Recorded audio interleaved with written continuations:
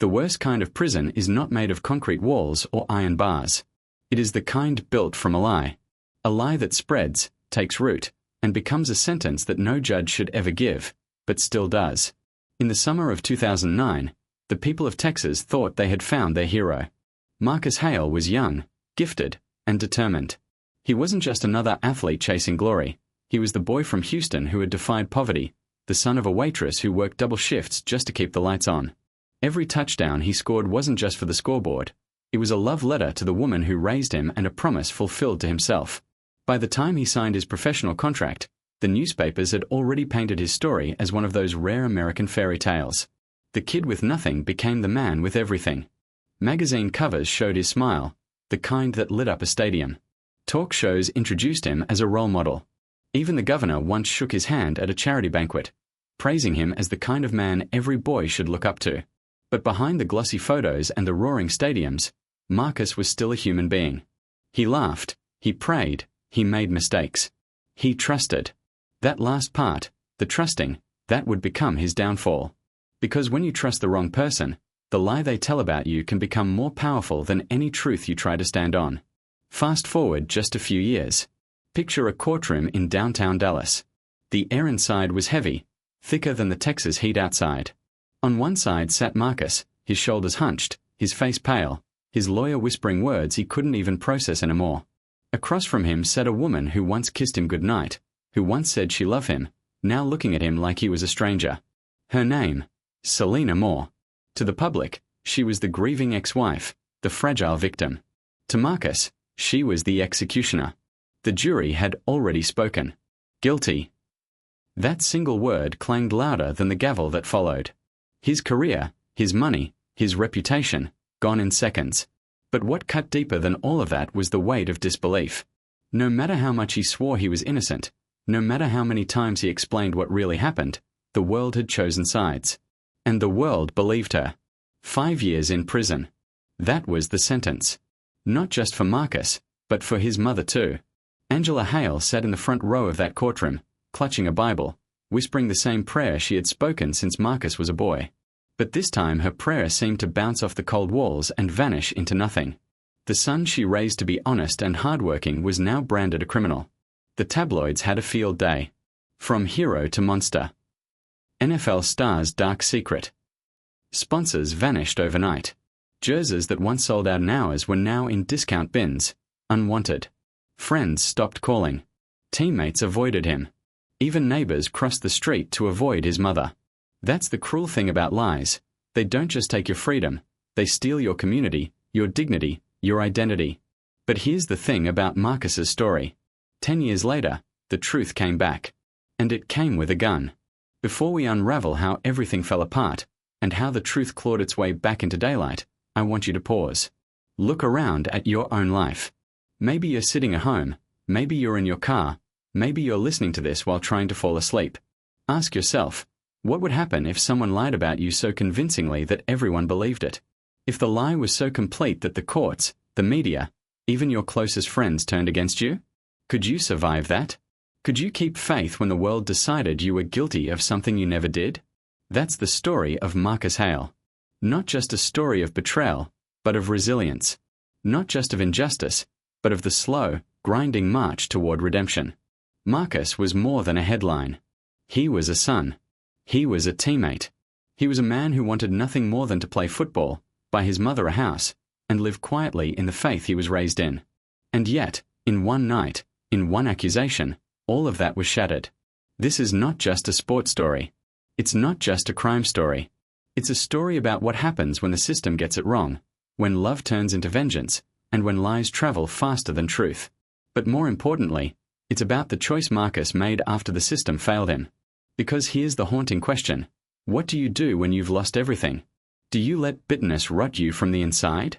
Do you chase revenge? Or do you somehow, against all odds, build a new life from the ruins of the old one? Over the next chapters, you will hear how Marcus rose, how he fell, and how he fought for justice in a way that few men would have had the strength to. You will hear about the night that changed everything, the trial that broke him, the prison years that hardened him, and the moment the truth finally came crashing down on the very woman who tried to bury him.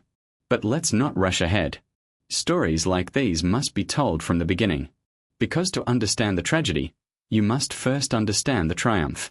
To understand the betrayal, you must first understand the love that came before it. And to understand why Marcus chose hope instead of hate, you must first walk with him through the darkest valley a man can endure. So, let us start at the beginning. Not in a courtroom, not in a prison cell, but in a small apartment in Houston, where a single mother whispered a prayer over her son, and a boy named Marcus Hale made a promise. "Mama, I'm going to make it. And when I do, I'll make it for both of us."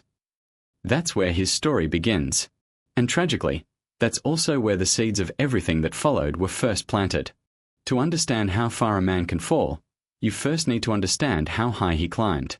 And Marcus Hale's climb began in a place most people would have overlooked. Houston, Texas. The South Side, where summers are suffocating, where sirens echo at night, and where a single mother named Angela Hale did everything she could to keep her little boy safe. Angela wasn't a woman of wealth or privilege. She was a woman of grit. In the mornings, she cleaned downtown offices before executives arrived.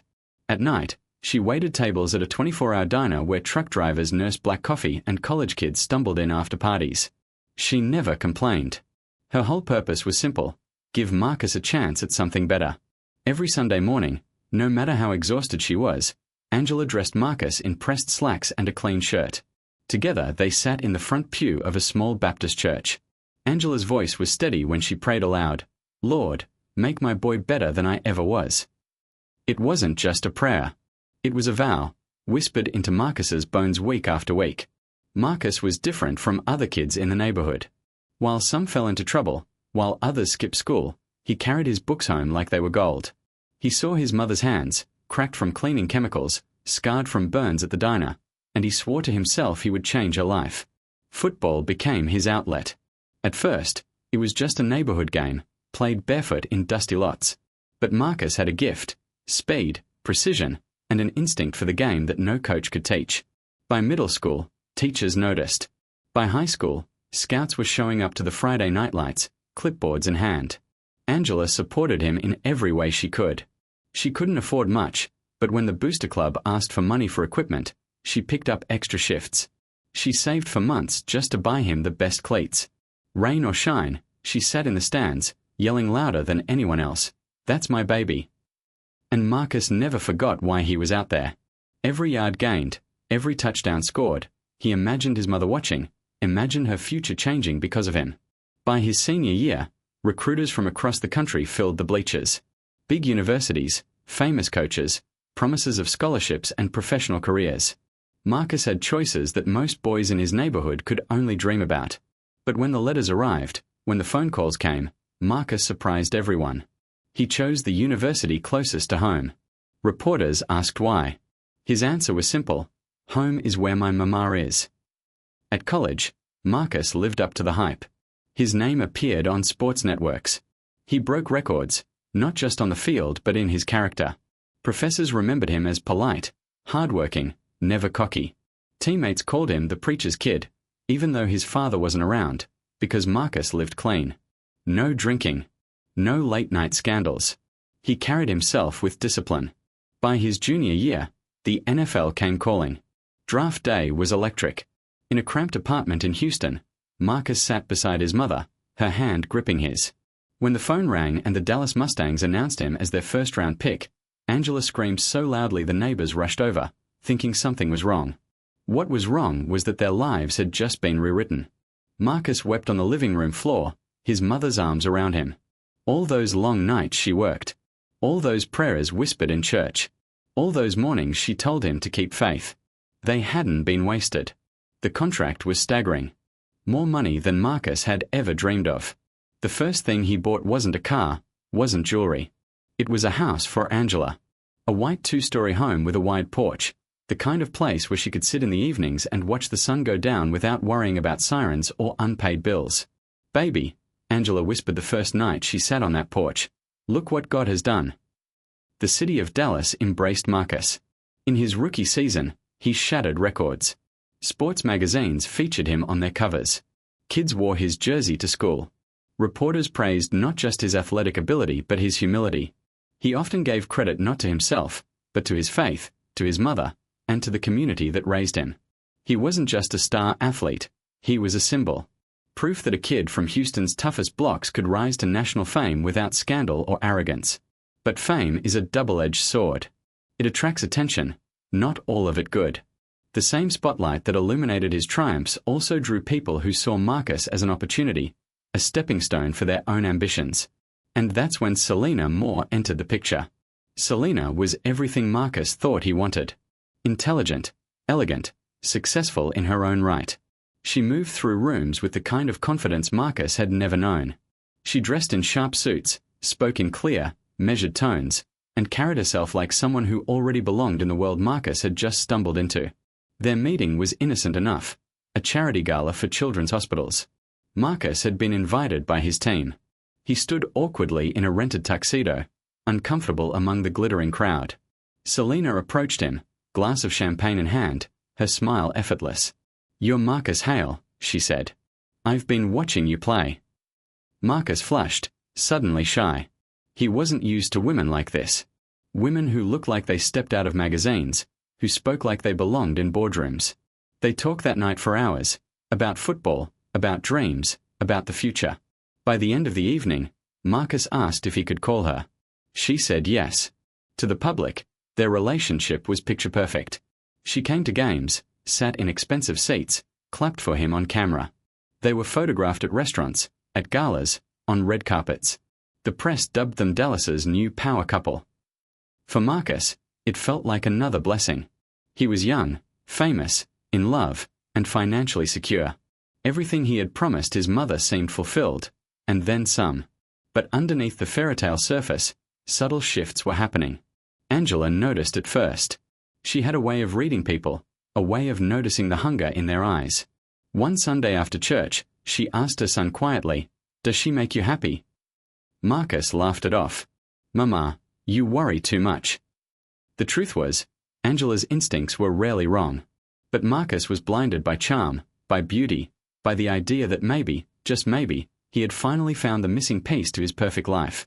What he didn't know then, and what would become painfully clear later, was that some people are not drawn to who you are, but to what you represent. And for Selena, Marcus wasn't just a husband. He was a ladder. And ladders, in her world, were meant to be climbed, not cherished. The seeds of betrayal had already been planted, even as Marcus celebrated his victories. But in those early years, he couldn't see it. To him, life was finally perfect. He was the boy who made it out, the man who gave his mother a new world, and the star who had everything he thought he'd ever wanted. And that's what makes the story of Marcus Hale so tragic. Because the higher you climb, the harder you fall. And Marcus was about to fall further than he, or anyone, could have imagined. By the time Marcus Hale entered his 7th year of marriage, the shine of the fairy tale had long faded. What had once been tender glances and shared dreams had hardened into cold arguments. Selena Moore, the woman he thought would walk beside him through life, had become someone he no longer recognized. To the public, they were still a power couple. To Marcus, their home felt like a battlefield. The fights began small. Selena wanted him to invest in business ventures, clothing lines, reality shows, media appearances. She believed his name could become a brand worth millions beyond football. Marcus resisted.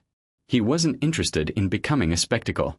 His dream was simple: play the game, honor his faith, visit his mother on Sundays, and live in peace. But peace was the one thing Selena could not accept. Her ambitions demanded more, and when Marcus refused, her dissatisfaction grew. By the 7th year, those small disagreements had become daily wars. One night, after a bitter argument that lasted hours, Selena made her decision. Her voice was cold, stripped of any softness that once existed between them. "I'm done, Marcus. I want a divorce." The words shattered him. He had given her his loyalty, his heart, his name. He thought their love could survive the storms. Instead, she had already planned her exit. Attorneys were contacted, papers were drawn. The divorce was public, brutal, and humiliating. Selena portrayed herself as the victim of a controlling husband who loved football more than family. Marcus barely recognized the woman telling these lies, but the courts listened. In the end, she walked away with millions, half of his earnings, cars, investments, property. He kept the house, but at the cost of watching everything he had built slip through his fingers. 4 months afterward, he lived in silence, wounded and ashamed. Angela, his mother, reminded him that sometimes God removes people from our lives to protect us. Marcus tried to believe that. And for a while, it seemed true. A year after the divorce, Marcus entered the best season of his career. Freed from the weight of his broken marriage, he played like a man reborn. Fans cheered louder than ever. Reporters called him an inspiration.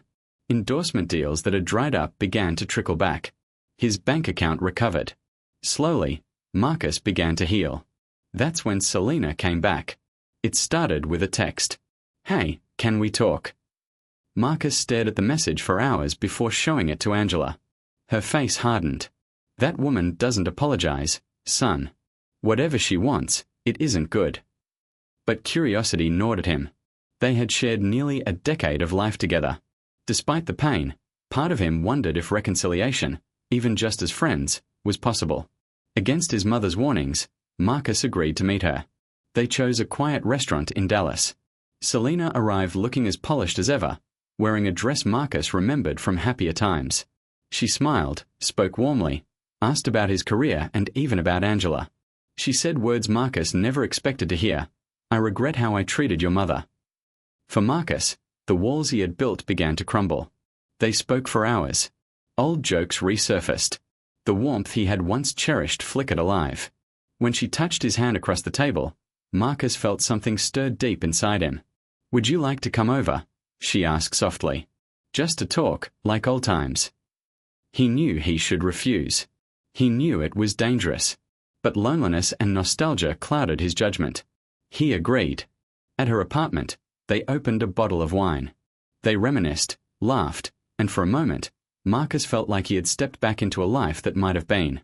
When she kissed him, he didn't resist. That night, they fell into each other's arms. For Marcus, it was more than physical. It was closure, a fragile hope that maybe forgiveness was possible. But the morning brought a chill he hadn't expected. Selena was distant, curt.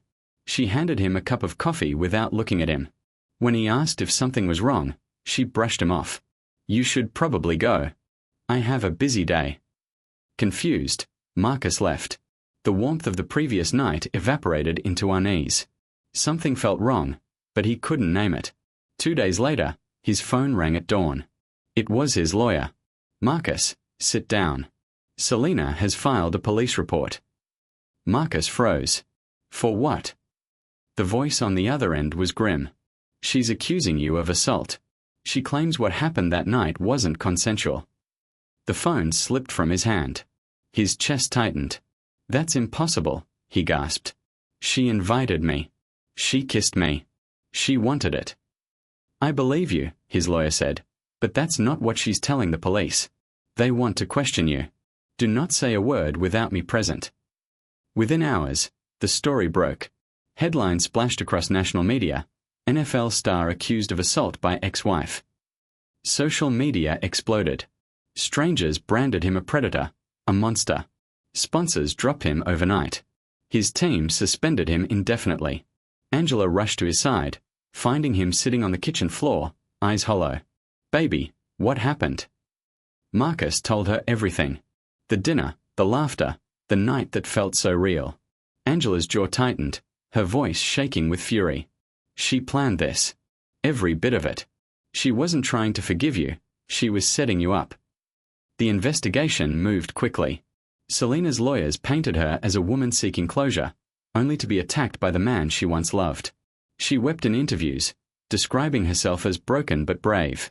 To the public, she became the symbol of survival. To Marcus, she was the executioner sharpening her blade. In court, it was her word against his. No texts, no witnesses, no proof. Just accusation against denial. Selena cried on the witness stand, describing the night in painstaking, emotional detail. "I thought we could be friends again," she sobbed. "I never imagined he would hurt me like that." The jury watched her with sympathy. Marcus's defense insisted it was consensual, that she had initiated everything. But truth often sounds plain, while lies, when delivered with conviction, sound dramatic. After days of deliberation, the verdict came. Guilty. Marcus's knees buckled as the word echoed through the courtroom. His mother screamed, her voice breaking against the cold marble walls. Selina sat silently, a faint smile touching her lips. The sentence: 5 years in prison. For Marcus, time seemed to stop. The man who had once been the pride of Texas, the hero of stadiums, the role model for children, was now branded a criminal. Not because of evidence. Not because of truth. But because of a lie. And that lie would cost him everything: his career, his reputation, his freedom. When the word guilty echoed through that Dallas courtroom, Marcus Hale's life as he knew it ended. The very next morning, he was processed, fingerprinted, stripped of his identity, and handed a prison uniform with a number stitched across the chest. To the public, he was no longer the rising star of the Dallas Mustangs. He was just another inmate. Prison is its own universe, one that obeys no law except survival. For Marcus, the transition was jarring. He had gone from the roar of stadiums to the silence of a concrete cell. From autograph signings and press conferences to standing in line for cafeteria food under the eyes of guards who didn't care about his past. But Marcus's fame didn't disappear at the gates. Inside, it became both a shield and a target. Some inmates respected him, remembering the games he had played. Others saw him as an opportunity, an easy mark, a way to gain status by bringing down someone famous. Marcus learned quickly to keep his head down. He worked out every day, not just to stay strong but to guard himself against the gnawing helplessness. He read constantly: history books, the Bible, anything that reminded him his mind was still free. And every week, he wrote a letter to Angela. The letters always started the same: "Dear Mama, I'm okay. Don't worry about me. Your prayers are keeping me strong."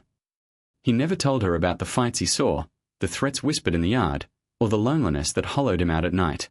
He refused to let her carry that weight. Angela, however, carried enough already. She drove 3 hours each way, twice a month, to see her son for barely half an hour through a thick pane of glass. She would place her hands against the divider as Marcus lifted his own to meet hers. "How are you holding up, baby?" she would ask. And Marcus, always steady, would reply, "I'm strong, Mama, because you made me strong." But on the drive home, Angela would often have to pull over, sobbing in the front seat, unable to reconcile the image of her son, once cheered by thousands, now shackled by a system that had failed him. She aged faster in those years. Her hair grayed, her shoulders hunched. Friends from church whispered that she looked like she had lived 2 lifetimes in one. The trial had branded Marcus not just guilty in law but guilty in society. Even behind bars, he couldn't escape the headlines.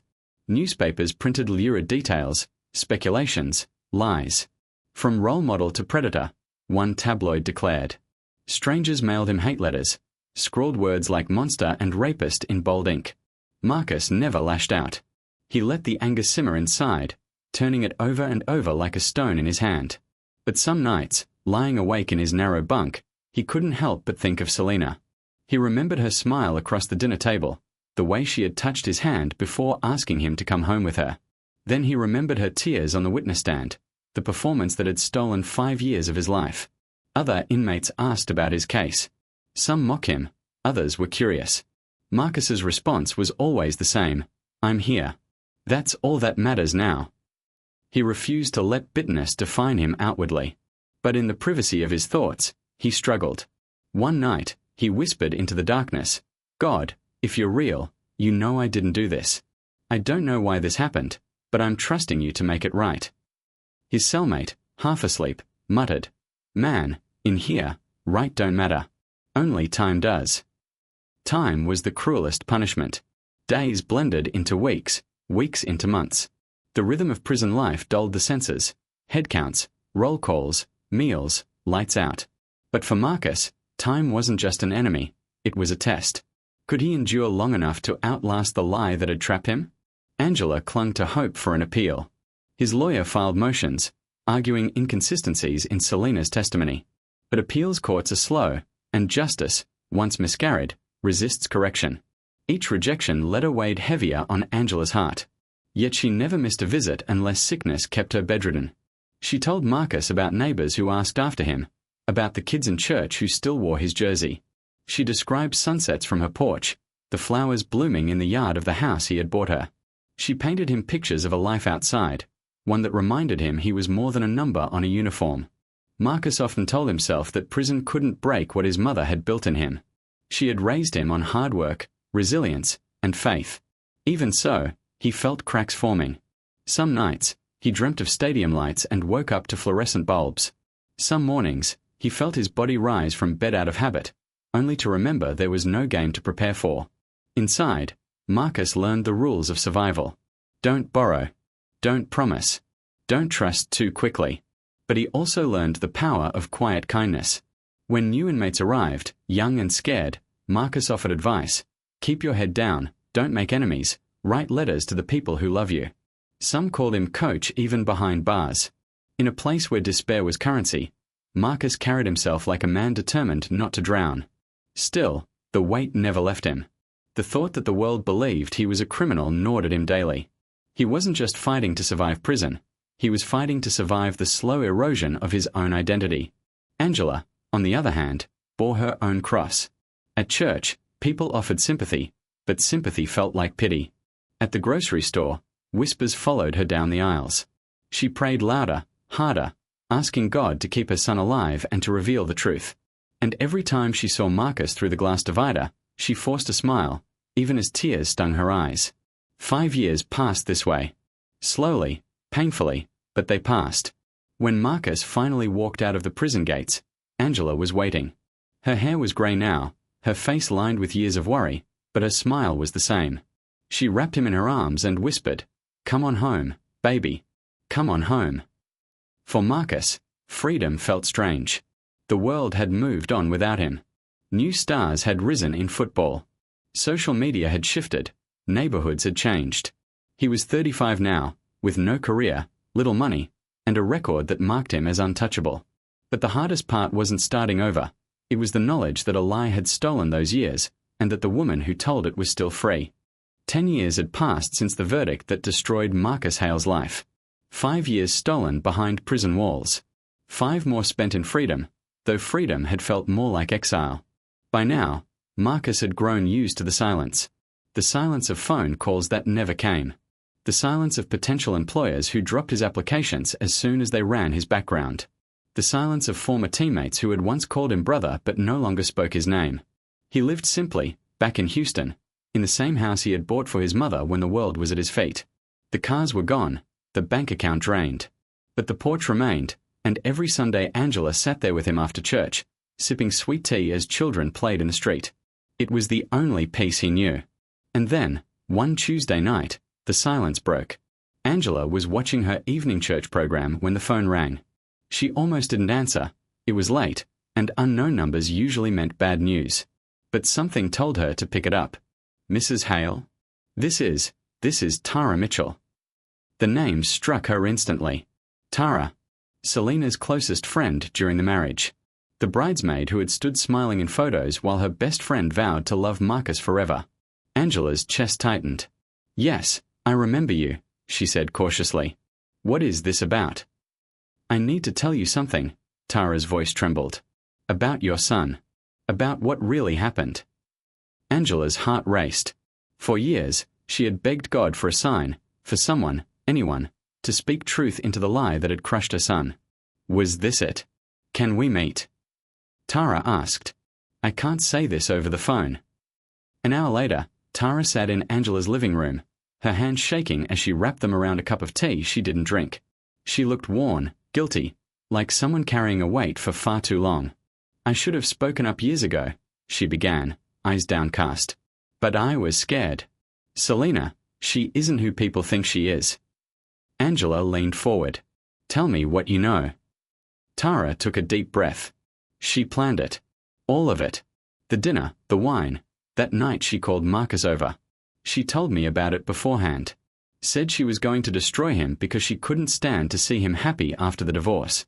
She laughed about it the next day. Said it was easy to make people believe her because she knew how to cry on cue.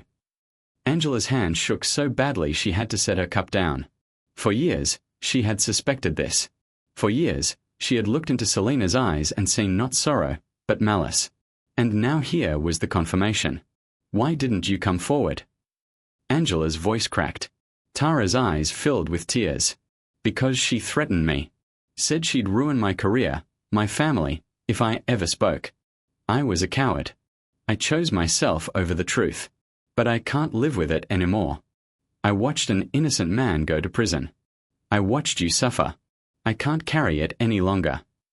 Angela called Marcus immediately. Within the hour, he was home, standing in the doorway, listening in silence as Tara repeated every word. She practiced her testimony, Tara explained. She rehearsed how to look weak on the stand. She even researched how juries react to trauma victims so she could play the part perfectly. Marcus clenched his fists, his jaw tight. He had always known Selena lied, but hearing the mechanics of her scheme, the way she had planned it like a performance, was almost unbearable. "Do you have proof?" he asked finally. Tara nodded.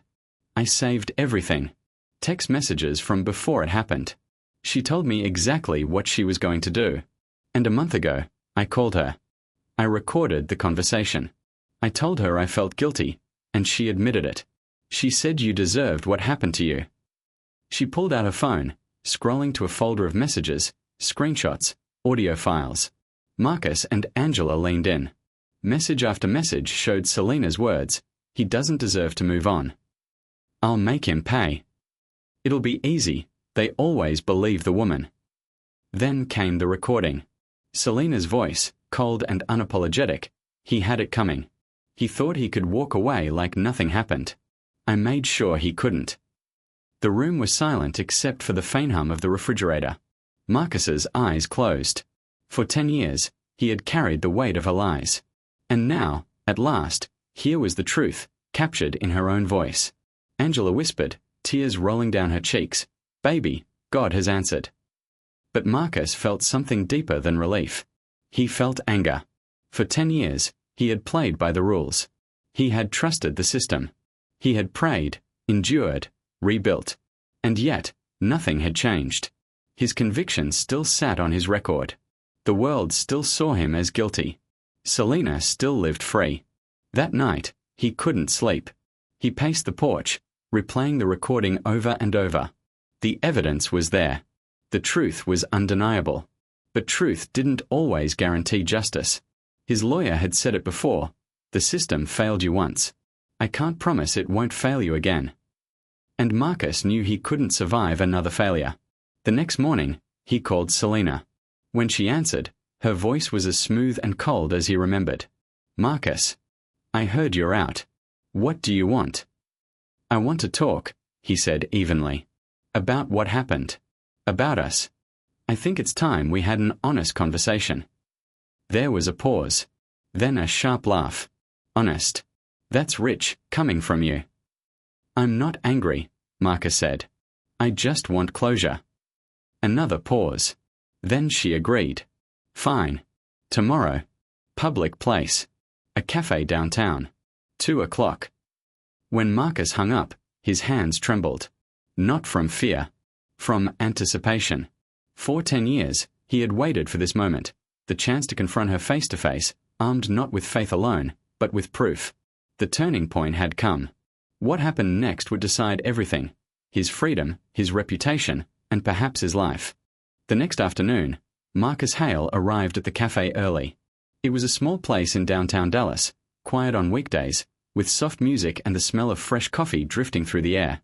He chose a table in the back corner, one where the noise of the street couldn't drown out the conversation he had been waiting a decade to have. His hands rested flat on the table. In his pocket was his phone, loaded with Tara Mitchell's recordings. He wasn't sure what he would do with them yet, turn them in to the authorities, release them to the press, or simply force Selena to hear her own words. All he knew was that he wasn't leaving this cafe without confronting her. At 2 o'clock sharp, she walked in. Selena Moore looked as she always had, poised, beautiful, carefully put together. Her dress was immaculate, her hair styled, her expression unreadable. She carried herself like a woman who still believed she was in control. "You look well," she said coolly, sliding into the chair across from him. "Prison didn't break me," Marcus replied. They sat in silence for a moment, sipping water brought by the waiter. Finally, Selena leaned forward. "So, what did you want to talk about?" Marcus pulled out his phone and set it on the table. "The truth," he said quietly. Selena's smile didn't falter. "What truth?" "The truth about that night 10 years ago. The truth about how you lied. How you planned everything. Her eyes flickered, just for a moment. Then she laughed softly. You can't prove any of that. Marcus pressed play. Tara's recording filled the small space.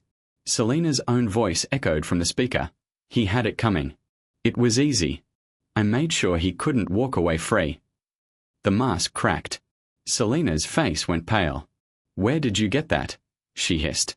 Tara finally grew a conscience, Marcus said. She kept the messages. She recorded your confession. Selena's hands trembled as she reached for her purse. That recording won't hold up in court. It was illegal. Maybe. But it's enough to destroy you. Just like you destroyed me. Selena stood abruptly. This conversation is over. Marcus noticed it then, the handle of a small pistol peeking from her purse. His heart lurched. Why do you have a gun, Selena? She froze, then slowly pulled it free, pointing it at him across the table. Her eyes were wild now, stripped of composure. Why do you think? Time seemed to stop. Customers screamed, chairs scraped, people rushed toward the door. Marcus remained still, his gaze locked on hers. You want the truth, she spat. Fine. I hated you. I hated your perfect life, your mother, the way everyone adored you. I hated that you moved on while I was nothing but a name in the tabloids. You think you can ruin me now? You think you can play that recording for the world? I won't let you. Selena, Marcus said softly, standing slowly. You've already ruined yourself. Her hand shook, but her finger tightened on the trigger. The shot rang out, slamming into Marcus's shoulder. He spun, crashing into the table. Cups shattered, coffee spilled across the floor. People screamed. Someone shouted for the police. Through the haze of pain, Marcus saw Selena standing over him, gun still raised, her face twisted in rage. You should have stayed quiet, she said. You should have left it alone. Before she could fire again, the cafe door burst open. 2 police officers rushed in, weapons drawn. Drop the gun, one shouted. Selena froze, then looked at Marcus, then at the officers. For a moment, it seemed she might raise the weapon again. But reality set in. Her shoulders slumped. The gun clattered to the floor. Within seconds, she was in handcuffs, her wrists bound behind her back. Paramedics rushed to Marcus's side. Blood soaked his shirt, but the wound wasn't fatal. The bullet had passed clean through his shoulder, missing any major artery. As they lifted him onto a stretcher, Marcus turned his head just enough to see Selena being led out. For the first time in 10 years, she wasn't in control. 3 months later, Marcus sat once more in a courtroom. But this time, the roles were reversed. He was not the defendant. He was the witness. Selena Moore faced charges of attempted murder, aggravated assault with a deadly weapon, and aggravated perjury. The evidence was overwhelming. Multiple witnesses from the cafe. Security camera footage. The gun, with her fingerprints. And most damning of all, Tara Mitchell's testimony and recordings. Tara took the stand first. She admitted her guilt for staying silent, her fear of Selena's threats. But her voice was steady now. She told me she was going to set him up, Tara testified. She said Marcus didn't deserve to be happy after the divorce. She bragged about how she practiced her testimony, how she knew she could fool a jury. The defense tried to rattle her. Isn't it true you were jealous of Ms. Moore's success? No, Tara said firmly. I was ashamed. Ashamed that I let an innocent man go to prison while she laughed about it. When the recording played, the courtroom was silent. Selena's own words, admitting the plan, admitting the lie, hung in the air like smoke. Then it was Marcus's turn. He walked to the stand slowly, his shoulder still stiff but healing. He looked directly at the jury as he spoke. For 10 years, I carried the shame of something I didn't do. I lost my career, my reputation, 5 years of my life behind bars. But worst of all, I watched my mother suffer. She aged 10 years in a single day when that guilty verdict was read. He pointed toward Selena. That woman didn't just lie about one night. She lied about who I am as a person. She made the world believe I was a monster. All I ever did was love her. And for that, she tried to destroy me. The defense painted him as vengeful, a man seeking retribution. But Marcus stayed calm. I didn't want revenge. I wanted the truth. And when she pulled that gun, it showed the world who she really is. Selena took the stand last. She wore a plain dress, no makeup, hair pulled back. She wept as she claimed she had acted out of fear. "I thought he was going to hurt me," she said. "I only carried the gun for protection." But the prosecution dismantled her. Protection. You texted your friend that you were going to destroy him. You admitted on tape that you fabricated the assault. And when confronted with evidence, you tried to kill him. That's not protection. That's desperation. The jury deliberated for just 2 hours. On the charge of attempted murder, guilty. On the charge of aggravated assault, guilty. On the charge of aggravated perjury, guilty. The judge sentenced Selena Moore to 20 years in prison, with no chance of parole for at least 15. As deputies led her away, Selena looked back at Marcus one final time. Her eyes were filled not with sorrow, but with emptiness. Marcus did not look away. He met her gaze, not with anger, but with the calm sadness of a man who had survived her lies and no longer needed her acknowledgement. For the first time in a decade, Marcus Hale's name was cleared. His conviction was overturned, his record wiped clean. The state of Texas offered him a settlement for wrongful imprisonment. But for Marcus, the greatest victory wasn't financial. It was standing in that courtroom, hearing the word guilty applied to the right person at last. Justice delayed had finally become justice delivered.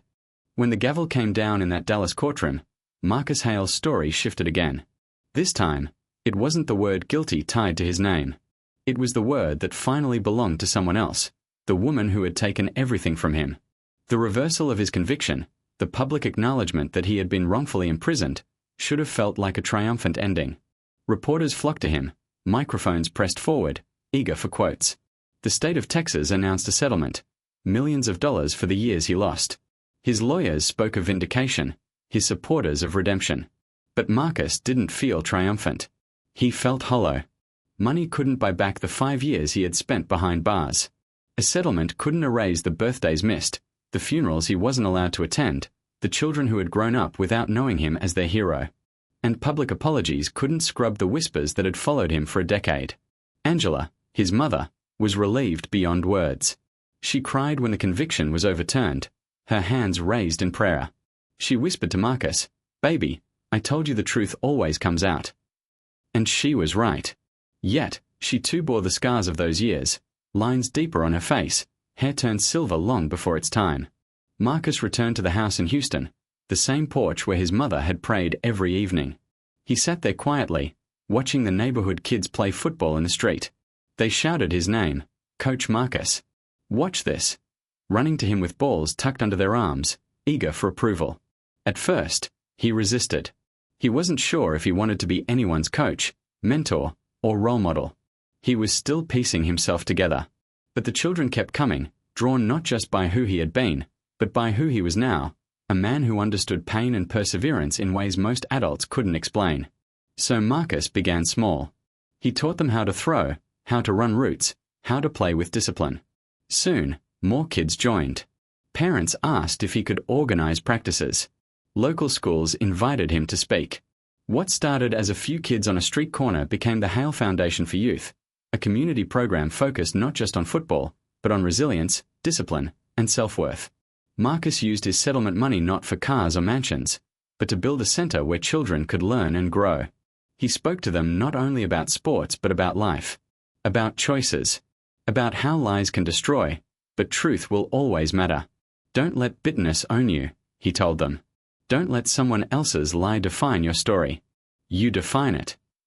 Word spread. Journalists who once wrote damning headlines now returned to profile his work.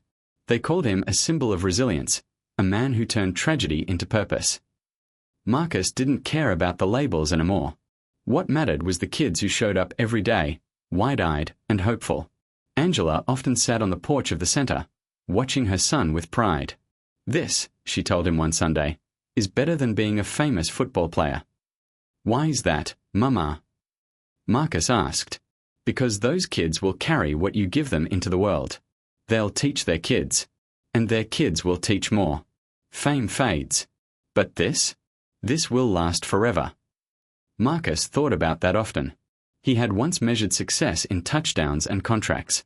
Now he measured it in the laughter of children, in the letters from parents thanking him for keeping their kids off the streets, in the eyes of boys who saw him not as a fallen star, but as a guide. But the scars never fully disappeared. Even as he built his second life, Marcus sometimes woke in the night, hearing echoes of the cell doors slamming. Sometimes he caught strangers still looking at him with suspicion, remembering the headlines even if they hadn't followed the correction. And sometimes, when he thought about Selena more rotting in a prison cell, he felt the old anger rise. Yet he always returned to choice. He reminded himself, bitterness was another kind of prison, one he refused to live in. He chose forgiveness, not because Selena deserved it, but because he deserved peace. 10 years after his release, Marcus spoke at a national conference on wrongful convictions. He stood before a room of legal experts, activists, and exonerees. His voice was steady. I was taught that life is not about avoiding storms. It's about learning how to rebuild after they pass. My storm took everything I thought I was. But it also gave me something I never knew I needed: purpose. I'm not just an ex-football player. I'm not just a man who went to prison. I'm a survivor who chose to use his pain to help others. That's the lesson I give to every kid who walks through my program. You can't control what people do to you, but you can control how you respond. The truth always finds a way to shine. The audience rose in applause. Marcus didn't smile for the cameras.